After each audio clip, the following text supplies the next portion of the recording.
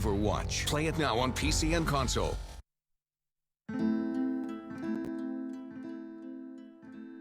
So my favorite hero is Uther, and the reason why is because all of his cooldowns are so long that every single button you press has to be almost game-changing.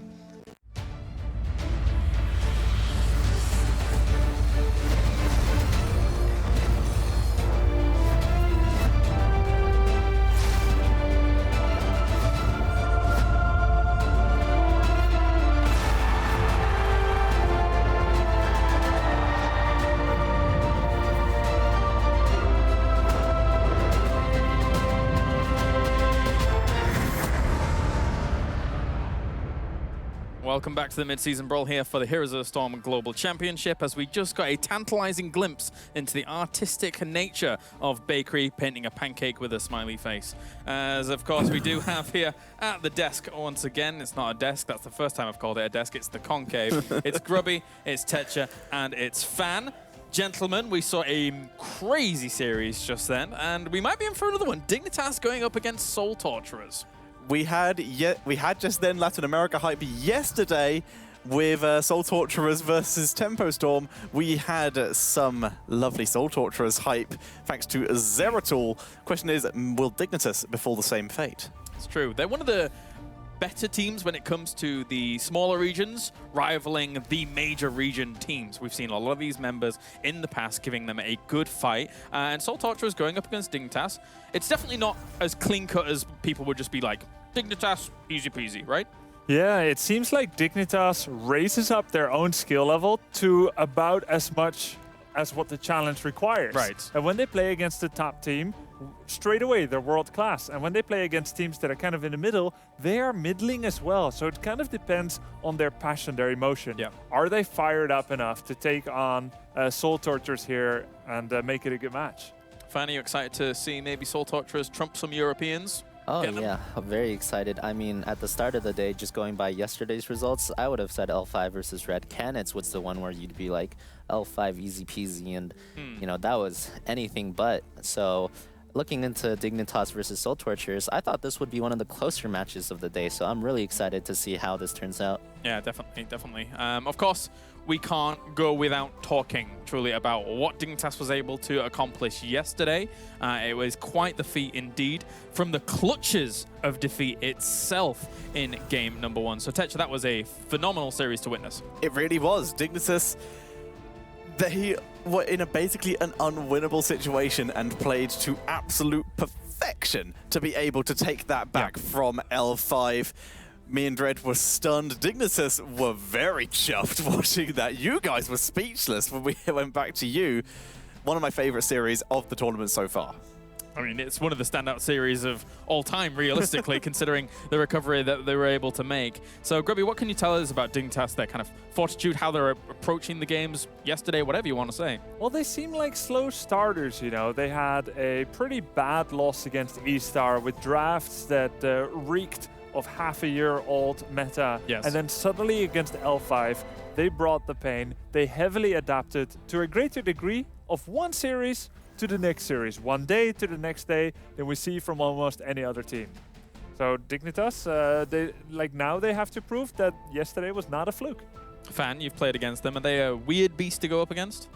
Yeah, definitely. Dig, I think in particular, is actually really good at coming back from behind. There's times when you get really far ahead and think that you can close out the game, as L5 saw yesterday, and somehow they just eventually claw back the game even when they're extremely behind. We saw this at Western Clash as well when they played against Team 8 back then, which is now Roll20. They were down 2 keeps on BOE just like L5, and they ended up just taking a team fight and winning the game. Impressive stuff. And finally, at the very end, there was Snitch, a gentleman that for some reason was the Abatha sniper on towards that Genji yesterday, which was great to watch. But he's I mean, again, there was a distant past Snitch where everyone was like, how does Snitch fit into this team? And is it really working? But for the past year and a bit, he's been an absolute masterclass player when it comes to their roster. He really has. Every single time he gets called out, he seems to just get stronger as a player. Yeah. He always steps it up, and I think a lot of that may also have a bit to do with the inclusion of Xaylia as well, due to the fact they're both able to play off of each other's strengths to find a good fit into those flex roles. And what I like about Snitch is he gives Dignitas flexibility in draft. Yes, Like you almost yes. never see them draft around Snitch. If they give him a hero early, it's because that's how they want the draft to go. Whereas sometimes you'll see, okay, let's build around Mene, or let's give at least the best support to Bakery. Correct. But Snitch, he'll come into the draft whenever. Yeah, he just says, I'll play whatever. Yeah, That's great. Yeah, whatever the team needs me to. All right, well, let's talk about Soul Torturers on the other side, of course. A team yesterday going 1-1 against Tempo Storm. Void Prisons are very important for this team, and hell, it played very, very well yesterday. What can you tell me about Soul Torturers? I mean, we already, the biggest thing that stands out to me is just the playmaking that we saw at the end of yesterday. Yeah. We saw Zola with his Zeratul making multiple plays throughout that game. There he is. Hikara really impressing me as well with the Malfurion, just such a clean sequence of events under so much pressure, you know, perfect ice block the hunt into a bolt into a 4-man dream.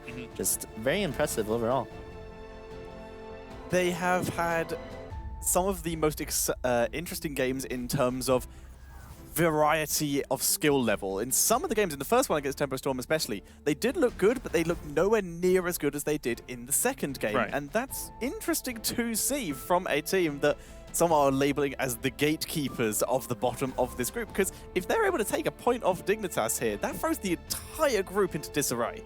Honestly, I want to throw some more hype in for Soul Torturers because of that, because in my opinion, that first game, they were outdrafted to a point where I thought there was like a less than 1% chance for them to win just from draft alone. Wow, okay. And they managed to take it to a 20-20 fight in that bad of a situation. So, I don't know. I feel like Soul Torturers might be the team to start upsetting. I'm leaning towards you with the hype. They are not the underdogs anymore. They have shown they are here to play, and they're here to try and take either the third or the fourth spot in this group, and maybe even first if they're able to perform an upset here. I mean, that first game that they did play against Tempo Storm, they brought out the Medivh. They had an Abathit in the mix as well. Admittedly, it's Towers of Doom. It's going to gain a lot of strength there. Double Medivh with portals attempting to go everywhere. It was a bit of a crazy scenario and a crazy situation, Groby. Yeah, and I think that kind of underscores Kalaris, their weak place. I think their draft is a little bit weak. There's a few holes there. The Medivh didn't really fit there. Also, they don't really seem to counter ban as much. They kind of like to play from their own power. And also they have a very heavy reliance on God Dogs, Greymane, and Zola Zeratul. Yeah. These are definitely two strong weapons, but Dignitas, a team that is very studious, they'll look at that and say, all right, let's deal with these problems. And but they have a very good team fight, Soul Torturers, and this could give them a nice win. All right, into game number 1, into the draft. Sky Temple will be our first map here as Team Dignitas goes up against Soul Torturers here for our first map. So, Soul Torturers with the first ban coming in here. We always mention on this map globals and all of the regular priority heroes. Dahaka's jumped up so much, he's a lot of the time makes his way into the ban phase unless we see more target bans. About half a year ago, Dignitas was consistently banning out Sky Temple for many, many times in a row. They didn't historically have as much confidence and practice on it, but here they are playing it. And it's their pick, isn't it? Because it should be if Soul Torturers first pick, first ban. So they've worked on it then. It feels like the, I mean, a long time ago, kind of around that era, and just a little bit before, of course, they were almost always banning Illidan. However, Illidan's in a bit of a different situation now, I would say. So, but that's the funny thing. We keep saying Dignitas always. Yeah. That's kind of how they do things. Like, previously, they kept banning Tassadar every game. Ban Tass, ban Tass, ban Tass. They get this system where it's like, all right, at least this hero, we will neither play or play against it. Like, we won't play it or play against it. And on the one hand, it's inflexible. On the other hand, it really allows them to channel their practice time more effectively, I guess. So Dignitas did ban out that Zeratul. Zolatul. It is Zolatul. Wow, that is good. But it's not an out-of-the-ordinary ban anyway. It's an insane hero in terms of setting up team fights in general, so makes sense. Yeah, definitely. I mean, I like the Zeratul ban right there, showing the respect for Zola. And just overall in the tournament, it's been a pretty heavy ban throughout. We see the normal pick and ban phase going through the rest of it, just the strong picks, the Anubrak, Genji, Uther, Malfurion coming through. You know, so far, I think neither side really has much of an advantage or disadvantage. Feels like we saw this before from Dignitas as well. It's prioritize the Anubrak and be able to open up the mage strategies to let Mene be enabled, right? Yeah, Malf is the no-brainer because he's the two best supports together with Uther against Genji. And then the other one is like also a no-brainer. It's Anubrak. But what they're giving up is something like Tyrael and Dahaka. They would have liked to have Tyrael to have the sanctification against hard engaged Genji and Dahaka for the map. And Soul Tortures gets one of them. Even the Greymane was left available. We talked about how scary that can be from God Dog, and yet it is just given over to him. I mean, it's not an ideal situation to go into here as Dignitas, but I just want to present something to you. As much as Dahaka is on the other side, Abath is still very good on this map, no? He is. Yeah, he's pretty good on the map. Not ideal against Dahaka. You would have to play a bit safer, and you would need to make sure you have a good copy target. Yeah, and Soul Tortures actually has two really good copy targets. The thing is, they would have to run solo tank Dahaka if they were to do that.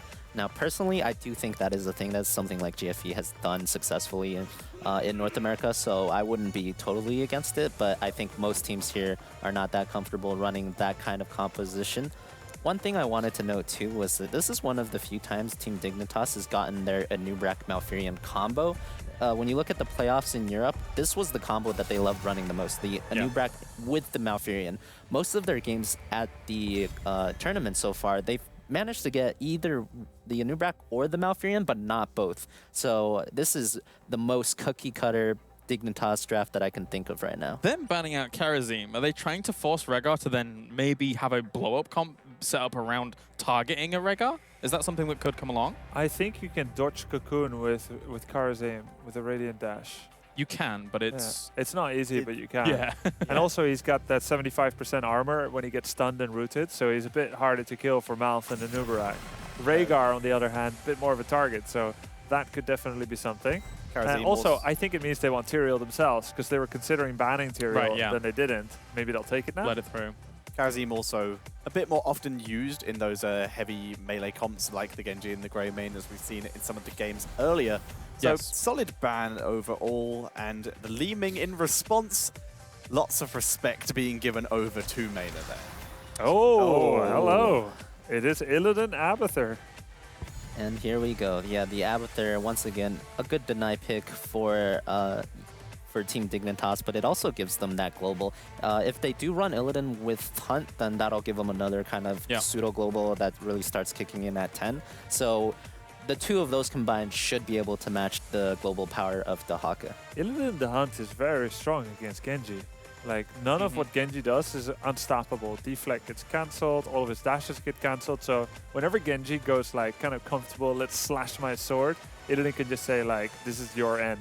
It can try and bait Genji into picking an X-Strike and maybe lower his teamfight potential, which might be cool to see, because that is the only thing he has that would allow him to avoid such an ability. Yeah, that's true.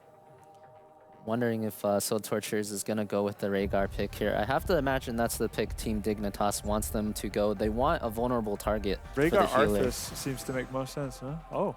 Very similar to the Arthas. Makes a lot of sense as well. Not much choice for Soul Torture's side, even though that's what Team Dignitas wants. It's pretty much one of the few healers available that still has a cleanse, so they're kind of forced into that one. Good move by Team Dignitas on the draft. Like in terms of other healers left with cleanse, Lily Morales. Like, to be fair, two of those actually do have some counterplay to Illidan in the form of Brightwing Polymorph or Lily Blind, but the healing numbers might not be enough if you're against something with an Anubrak. So we're waiting for Mene's hero. What are we thinking? Oh. Well, there we go. Tychus.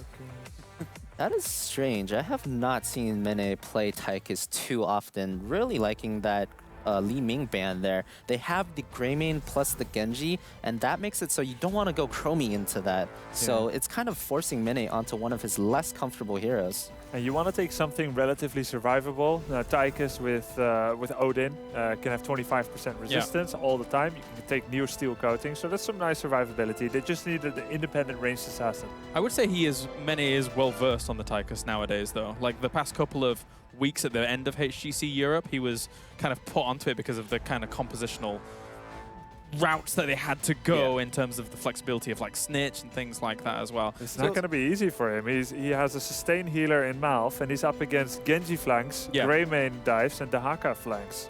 I want to start with predictions then, Grubby. Starting with you. I actually kind of like Soul Torturer's draft better. Dignitas is very strong, but it's early in the day. I think I'm going to go with Soul Torturers for this one, actually. Are you saying Brits and Frenchies are quite lazy at the start of the day? No, it's just like they need to get fired up, you know? I mean, I was going to say, yeah, actually, it's quite true. Being a Brit myself, but there you go. Being a gamer, it's true, but Soul Torturers for me. They have a noob, Malf, and a good amount of follow-up in the form of Tychus if they're able to position the Odin well. Yeah. I'm leaning towards Dignitas. Ben, finally you? I would think the key player for this matchup is definitely going to be Bakery. Soul Torturers has a 5 melee composition with no invulnerability, no way of stopping a mass Twilight Dream play. So I think that's Dignitas' best chance to win after level 10. But at the same time, I really like Soul Torturers' draft, so I think I'm going to go with Soul Torturers on this one. Ooh. Okay, cool stuff. All right, well, thank you very much, gents. Let's check in with what you guys think at home in chat as well. And relatively divided, to say the least, 68 to 32%. A lot of faith in the Gatekeepers. A lot of faith in the Gatekeepers. They're one of the teams that has been able to defeat some of our major regions in the past. Let's see if they can do it again here as we head over to the commentary team here for Dignitas versus Soul Torturers. After defeating L5 yesterday, JPL tweeted, "We were just slow. The tournament begins now." But one could say the same thing about the Soul Torturers, our Taiwanese team. Going 1-1 with Tempo Storm now puts both of them in a race of sorts to see who can take maps off of the top 3, or what is conceived to be the top 3 in their group, Dignitas, L5, and E-Star. It is going to be an awesome match, starting with Dig in the blue trunks, JPL on Anubarak, Malfurion played by Bakery, Zalia on the Illidan, Snitch playing Abathur, and Mene on Tychus. And representing Taiwan, the Soul Torturers, with Zola playing Genji. Ooh, I'm excited for that. God Dog playing Greymane, Dahaka played by Loli, Scroll playing Varian, and Hikari playing Rhaegar. We even actually see the dash here coming out from Tychus, even in this game, not being a traditional globe map for Mene, so maybe, you know, taking some Korean influence to his build since he's been screwing up here at the MSB. But we already know it's Sky Temple, we got the Abathur, we've got the Hyper Carry composition for Team Dignitas. This is nothing new, a very old, tried and true composition. The biggest thing is what can Soul Torturers make happen here in the early parts of the game with the structures. We've got a 4-man here in the bottom. Realizing that they have pulled a lot of the members of Team Dignitas down, Soul Torturers will send Dahaka to the top. Burrow charge into Impale, roots there too. Goodbye, Greymane, first blood. Scroll goes in there, but early Varian is, you know, Varian's interesting. He's one of the warriors that is insanely talent dependent, right? Well, you look at a Murden, yes, he does get better with talents, every hero does, but you don't feel crippled without them for most of them. His default kit just doesn't have the oomph that maybe some of the other ones do. So these early skirmishes there, it's just really depressing knowing, you know, all I've got is a slow. That's about it, boys. Yep, one charge. Hopefully you can get something done from that. Otherwise, goodbye teammates, as it was for First Blood. First Temple starting up very soon. Team Dignitas using that time, that pick they had, to make sure to get a lot of damage done here in the bottom lane. This will come in handy for the second phase. Yeah, again, that is not pretty when Team Dignitas managed to get any form of an early advantage with the Abathur compositions. We saw it against L5. It was just a matter of time before it comes online and it dominates. So Soul Torturers, they're on a bit of a timer. They do have, it's like about 5-6 minutes where they can figure out and make something happen. But is going to start here with the Shrines. Dignitas still controlling both of these while Abathur's side soaking. It's an interesting concept that Soul Torturers have felt like they have to leave Varian in the bottom. They're now trying to engage here in the mid. Loli brush-talked up. Bakery's the one in trouble. Loli looking for the drag right now. Can he get it? Does not connect. Bakery survives. And now Soul Torturers is way out of position, but nobody for Dignitas is looking to punish. They're just so concerned with the shots. With all 5 members rotating to Illidan up on top, Dignitas says, thank you very much for the heavy commitment. We will take our objectives and wait to the back half of the game. Right, Dignitas controlled mid for a significant amount of time, has all of the shots on top, and kept Abathur soaking bottom. This is a huge win right off the bat from Dignitas, taking out the fort. Not only is that fort down, we have to remember bottom front wall is near non-existent as well. The 3/4 level lead experience advantage for Team Dignitas. This is adding up to what could be an extremely quick Sky Temple game if Soul Torturers does not find a way to slow down Dig's momentum. To start, should be trying to even up pressure in the bottom if they can. Greymane already considering working on the bottom giants for their side. Team Dignitas gets an early bruisers. They have that to push along with Illidan, but they also know that there's no hope of trying to get something off of that bruiser pressure. They've already taken out the fort here in the top lane, so they're just going to drive back lowly for now. Oh, he dodged the drag too with that Q over top. He has to burrow away. There's no way he can win this trade unless he gets the collapse, and Zalia's going to use that sidewall to dash on out. I mean, it's a tip for you guys at home as well. If you're ever playing Illidan and sieging up, sidewalls are your best friend. Yes. You know, your team wants to get rid of them, but you want it for escape, so leave those puppies alive. But JPL, with the Abathur hat, the Malfurion heal, I thought there was no way he gets on out, but Dignitas here, they're winning everything.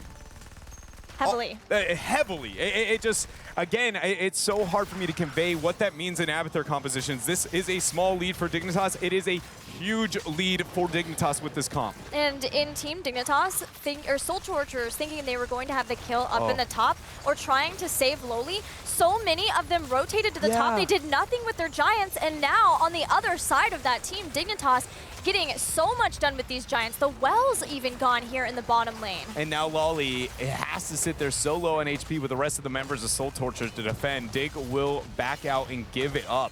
But another rotation where Dignitas here, because Soul Torturers, it makes sense why they all commit. They don't have the wave clear. Dahaka is their only kind of macro. Everybody else goes, we want to teamfight God Dog.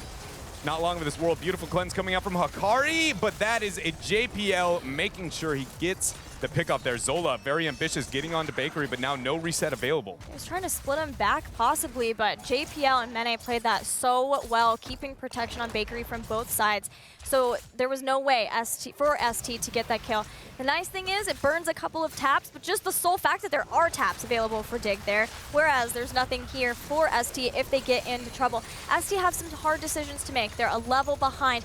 What do you think they need to do right here to make sure they don't get further behind? You have to all in. Oh, okay, to not get further behind, the first thought is play it safe, but you can't do that into an Abathur with this type of hyper carry. Like this, it sounds insane, but I would rather see them all in this bottom shrine and just say this is where we win or lose the game, because I personally don't think if Dignitas doesn't have a colossal misplay in this game, that there's no way this doesn't be a 3-level lead that Dignitas never lets go of. And they might even just look to get a keep with this boss. Because why I say it's going to be a short game is not only because the advantage of the Abathur factor, there's an Illidan.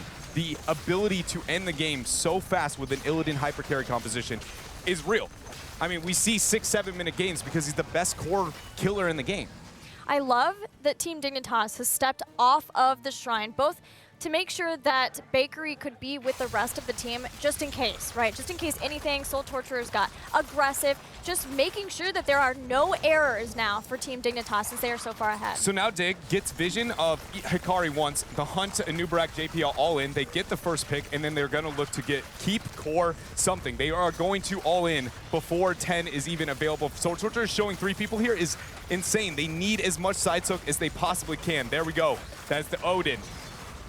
Odin's been used. God Dog, Hikari, Scroll staying safe, knowing that this very well could be the end right here, right now. Nobody doing very much damage. The hunt has been done. JPL dives along with it. A quick kill for Team Dignitas. Now the Cocoon, Bakery with the setup, the Twilight Dream, Rhaegar down, and Zalia, Mene, JPL, and Bakery are going to look to end this game 6 minutes and 45 seconds into it. Can they do it? The shield now going 90 and counting. What's worse than one Illidan on the core? 2 Illidan's on the core. A Snitch has cloned him. Tychus is down, but it won't be enough to save the game in 7 minutes. Less than 7 minutes. Team Dignitas take game 1. Looks like Team Dignitas got a little jealous of Fnatic. You know, Fnatic spent I didn't look into it, but I'm going to say it was near dead even amount of time in the draft as they did the game. And Dignitas is trying to say, hey, you know, there's 2 European teams here at the MSB. Yeah, I think there was less than 20 minutes total playtime between their 2 games. It was a pretty short series for Fnatic yesterday. It was right off the bat, too, so they got to have a nice day after that. But Team Dignitas hoping they can do the same. Yeah, what a crazy game. It was absolutely insane. And, you know, I feel like we just got to see what the panel had to say. It was short, swift, and clean, but I'm sure, you know, they have a highlight here for us. Yeah, I'm a little bit tilted, to be honest with you. I looked down at my phone, I was making a tweet, and I looked back up, and it was over. So hope you get a lot of follows out of it. Thanks, mate. Thanks. Yeah, maybe. What happened? I honestly don't know. Don't pretend we can make sense of it, Kalar. Dig hit 10, Dig took boss, Dig won game. It was... They just pushed bot early, took down the fort, and then just ran with that. Speaking of tweets, just to expand on what Clara said, if anyone could research what the current shortest game is in terms of official HGC matches and tweet it, #HGC, I will check afterwards because I'm curious. I don't think that was it, but it's got to be close. I think it was it the Battlefield of Eternity with... It'll be Battlefield or I think... it might have been in Inferno. I think it was at the MVP. But anyway, regardless. So a strong showing from Dignitas to start things off. I think any doubts of like wavering performance, be it against L5 or their first opponent, kind of dispelled a little bit in that game, especially. Everything was on point. Yeah. Like even from the moment they were ending at the keep, when they suddenly did the hunt and the Anubrak Burrow charge on Greymane, it was just perfectly orchestrated. Really nice, smooth teamwork from the boys of Dignitas, and a very clean ending. Took every opportunity they could and just really played around the map. Their comp very well. I'm very impressed. It was more an interlude, less a game fan. Do you have a replay from that? Did you find something? Or? Really just the end of the game there, and we can jump into it real quick. More than anything, I just want to point out how clean the execution is. If we could pause right here, you can see right here, they are not level 10, and they're not going to be getting it for at least another 1 or 2 waves, and Dahaka's not there. Right when Dig decides to go, they go perfect, clean execution. You see the cocoon on one target, everyone all-inning another target. Just no chance for, you know, Soul Torturers to really do anything about this. There is nothing they can do. The reason why I predicted Soul Torturers to win was because of the post-10 fights, and Dignitas never gave them a single post-10 fight. The game is over at 10. So this is actually exactly what Dig needed to do to be able to win this game comfortably. You can draw parallels between this game and the game that Tempo had against Soul Torturers yesterday with the Illidan. And both games, when you have like the Illidan, he really starts falling off towards the later stages of the game. So Illidan can get you that early mid-game lead, but then you need to just crush it. You need to carry that lead on to the rest of the game and just win before your opponents can catch up. So Dignitas was able to do that perfectly. And yeah, I'm very happy to be proven wrong there. Yeah, same here. I think very educational too. When you compare it to Tempest Storm's game on Cursed Hollow yesterday, very good game as well. Illidan, the Hunt, getting advantage, getting takedowns. They were 7-0. But then they didn't see a way to end the game. At Dignitas, they just have that class, that understanding of how to do that. I mean, Tetra, at least you got X-Blade. It was chosen. Yeah, right at the end when it was too late. But the prediction was right. He did need it, to be fair. If they had lived, that would have been how he dealt with that kind of scenario. But they didn't, so they can't.